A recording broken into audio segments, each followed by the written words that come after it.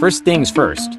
Where is Caitlin Clark? Well, a lot of WNBA players are heading overseas this offseason to places like Europe, Turkey, and even Russia.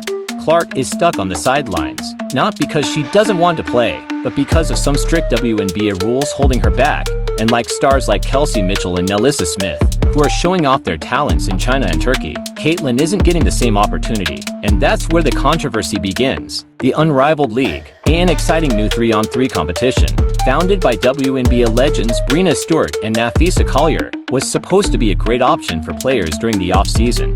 But guess what? No Caitlin Clark. And this isn't just a small oversight.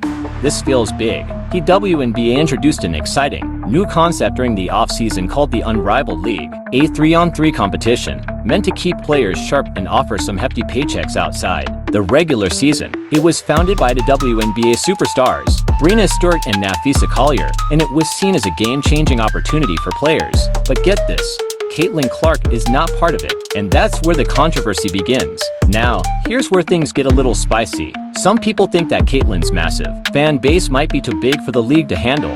Her popularity could be overshadowing other athletes, and that's caused some friction.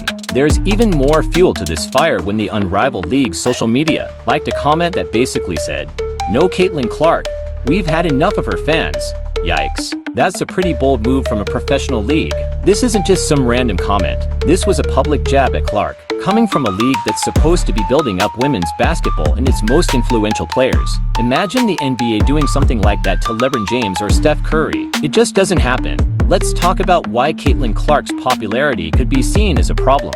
She's become a cultural icon. Her ability to connect with fans, both on and off the court, is something special. Young athletes look up to her, and her highlights dominate social media. Her fan base is one of the most passionate, and they show up whether it's in the stadiums, on social media, or tuning in on TV. So could her massive presence be why she's not getting the same opportunities? Some speculate that certain players her league officials feel like her popularity might drown out the visibility of other athletes. It's almost as if she's become too big for the very league she helped elevate, and honestly, that's just weird.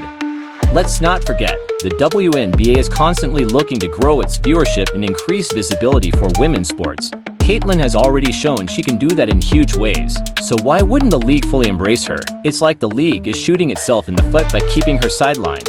Here's a crazy twist. Even Ice Cube's The Big Three League saw the potential in Caitlin Clark. According to reports, they offered her a whopping $5 million to play in their league. $5 million.